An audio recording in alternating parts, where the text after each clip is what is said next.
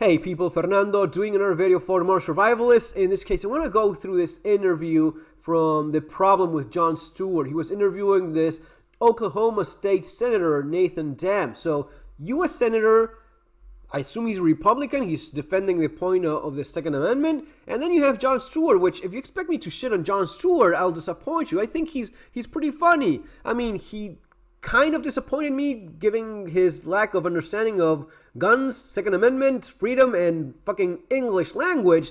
I was actually checking that out because I was surprised. I was expecting a lot more from him.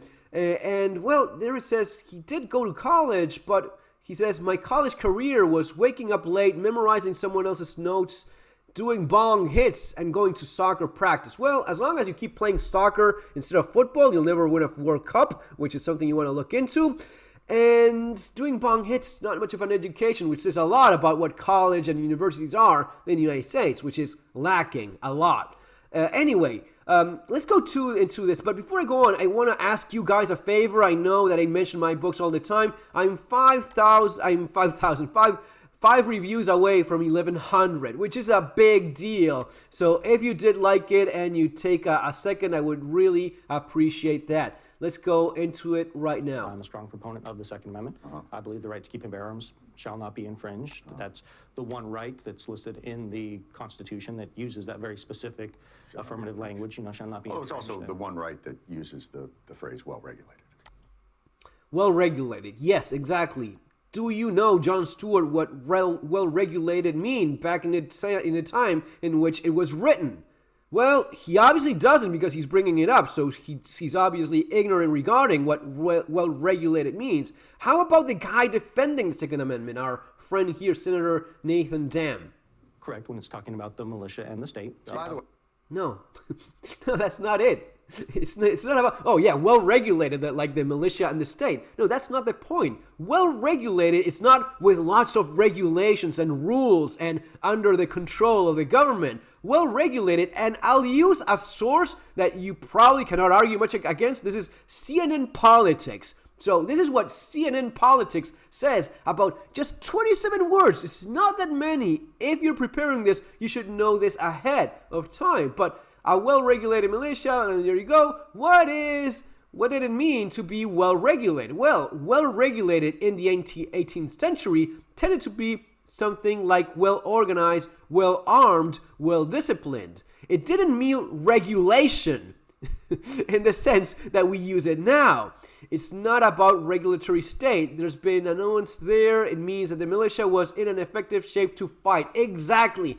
I know this. I'm not American. I'm not a senator. I'm not damn Jon Stewart. And I knew this all along for years. Well-regulated means that you have the equipment. You have the boots. You have a coat, maybe a hat, a knife, and yes, of course, a gun. Given that it's the Second Amendment, is specifically obviously talking about your ability to have a gun as in your role as part of the militia. They're not worried about boots being banned. They're not worried about rucksacks being banned. They're worried about guns being banned because that's what they had to go through with the British Army, with the British that they were fighting. The thing they took away was not their boots, their coats, or their knives. They took away their guns. So that's what they want to ensure that you have the right to keep.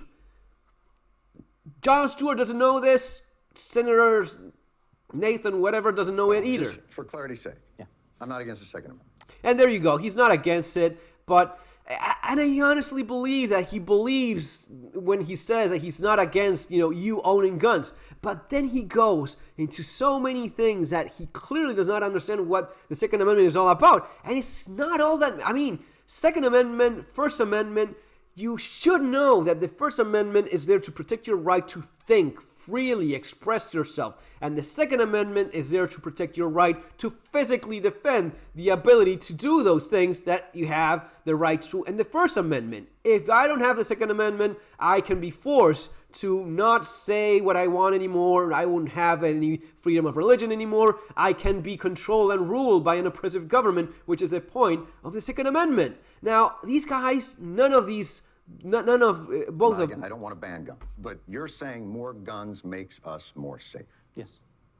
So No, and it's not directly the case that more guns make you safe. If you go to a state or a country that is going through very tough times, just throwing guns, randomly doesn't change things. Now, you have to understand that there is indeed a very direct link between your ability to own guns so as to defend yourself as a free citizen and the kind of freedom and liberty you enjoy in certain countries. Now, this is the first thing that should be brought up in any debate regarding firearms. Which are the countries that have guns, right? Are they all shitholes? Are they worse places? Well, you have the United States. United States, lots of guns. Canada, lots of guns as well. They're going against those. But Europe, which would be the immediate closest comparison of what is it that we have in other societies that we don't have in ours? Why is it that I don't know. Why is it that Switzerland is a lot safer than the United States, which it is, or pretty much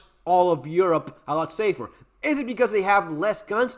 They still have a damn lot of guns nonetheless. The Nordic countries, which are usually ones best regarded in terms of quality of life, the standards of living, some of the best countries. Switzerland is arguably the best country in the world. Like it or not, it is. The more research you do about it, the more convinced I am about this. But does it have guns? Yeah, it has a lot of guns. And people know how to use those guns very well.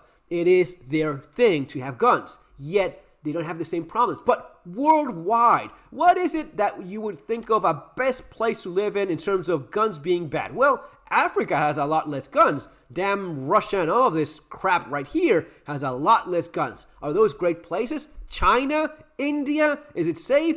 Is Africa fantastic? Well, yesterday I was reading about a 6-year-old that got pepper sprayed and then had his sexual organs removed, castrated so as to be used in a satanic ritual. This is every day in Africa. Now, they don't have guns. Is it a great place? Of course not. Latin America, well, you have Argentina, Chile.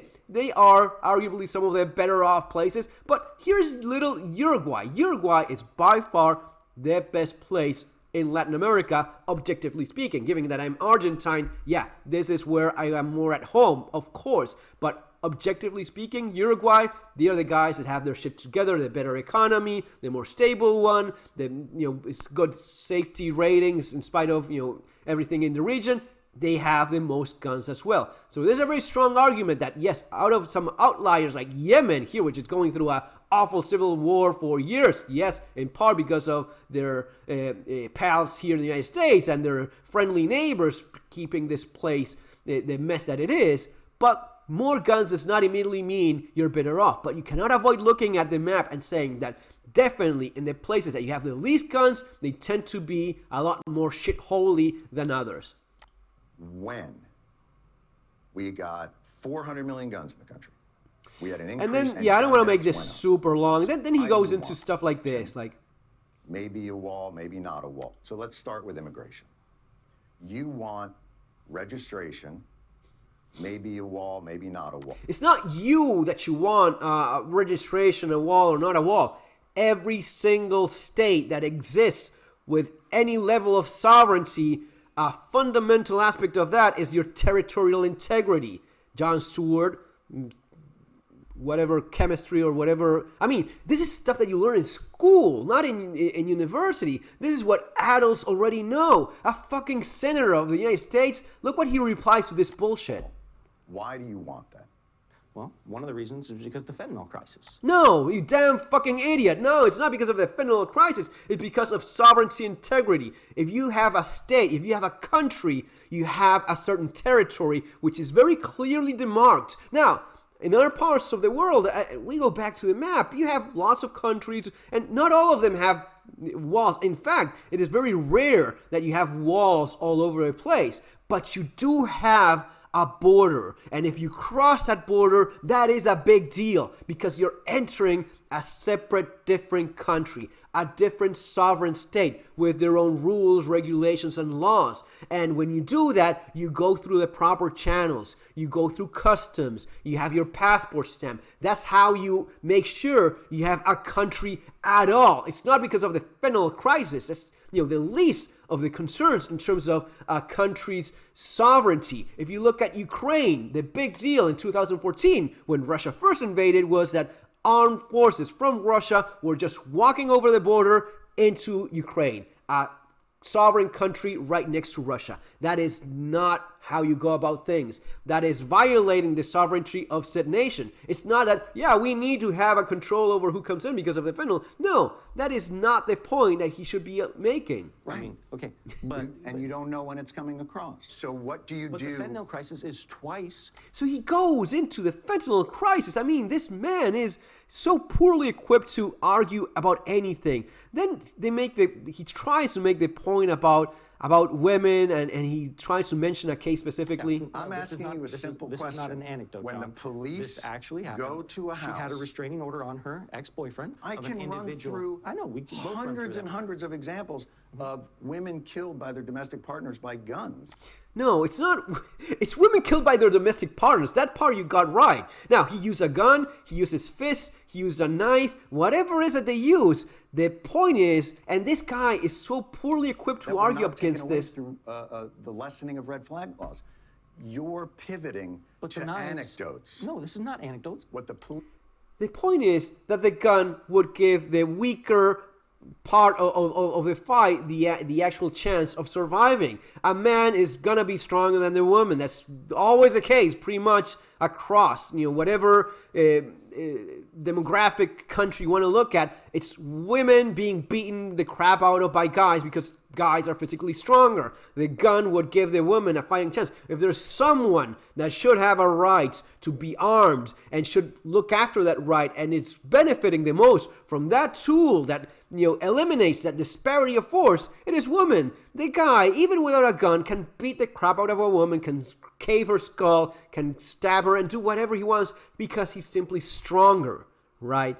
The idea that, he's killing her because he has a gun. I have guns all over. I'm not considering any of that myself. And most reasonable, non-crazy people that have guns don't do that either. It's not the gun that went and killed the woman or beats the partner. It's the guy that does that, right? It's the other person that does that. The same thing for women. There has been instances, it's not as common, but women that abuse their husbands. I mean, I recently learned about one that she stabbed the guy to death.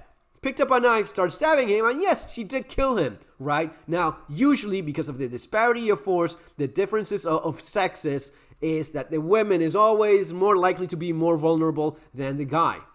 Doesn't bring any of that either. If we had gun registration, if we were able to track purchases, if they have a technology that every bullet would be stamped with an individual like a fingerprint, if we had an ATF that wasn't defunded, we would be able to enforce gun laws more effectively, and we would be able to solve gun crimes more effectively. This is the more scary part. I find this terrifying, to be honest. I find it terrifying that Jon Stewart says it. He obviously does not know what he's talking about. He does not know how terrible everything he just said is.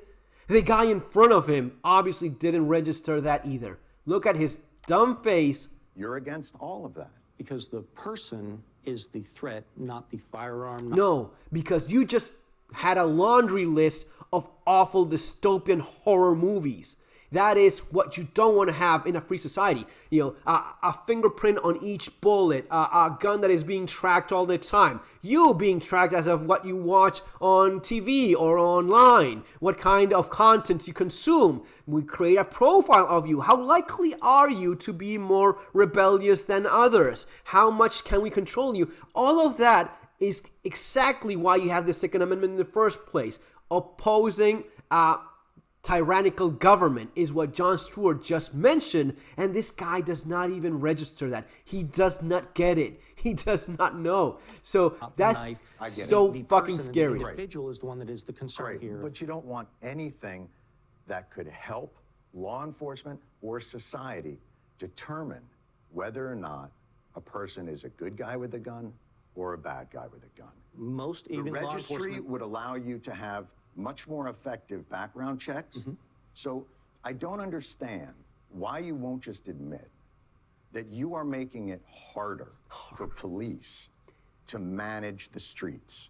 You want to make it even easier for the government to manage people? You want to have even more control over people from the government. You don't have enough of that already. You don't have lost enough privacy. You haven't lost enough rights that you want even more control, regulations, and you want even more infringing on even your basic privacy, even your most fundamental rights as a human being. You want to become worse than China with a good citizen rating system.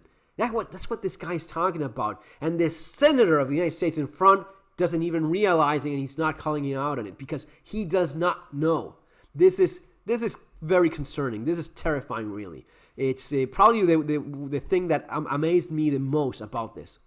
But it goes on. Even rights have responsibilities, and that within those responsibilities are responsibilities and order. Otherwise, it's chaotic. I'll go you one further. You want to ban drag show readings to children. To minors, yes. Why? Why? Because it should be the case that the government protects children from sexual predators. An adult that has depraved fixation with sexualizing little children should not be in contact with children. That's already something that you have rules and laws against. They should be in jail. They should not be in libraries reading and grooming children. That's the only sane, logical answer to this idiotic statement of Jon Stewart. What are you protecting? Why can we prohibit children from voting, those under 18 from voting? Why are you banning?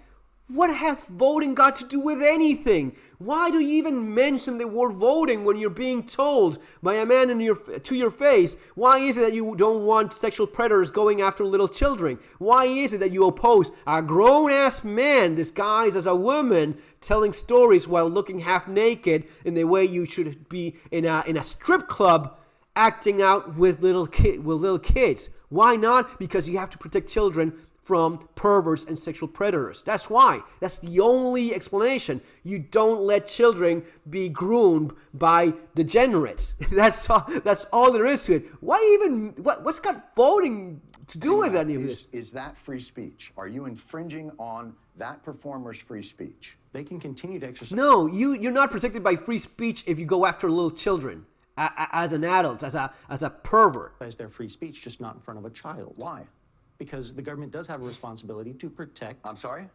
The government does have a responsibility in certain.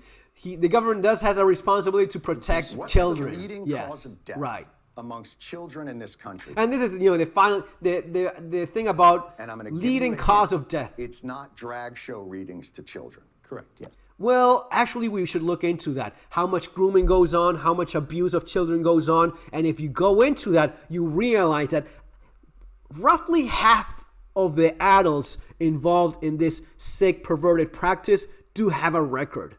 Just go look it up. It is insane. There's a reason why they're obsessed with sexualizing and going after little children while in their kink costume. Because they are sick, because they should not be in contact with children. But to the point of Jon Stewart regarding, the reason why little children die is because guns. Well, define what you mean by child, because if you're talking about a 19-year-old gangster that is shooting it out with another gang member or some opposing gang, then it's not what you think. It's not little kids having being the victims of evil guns that are coming after them.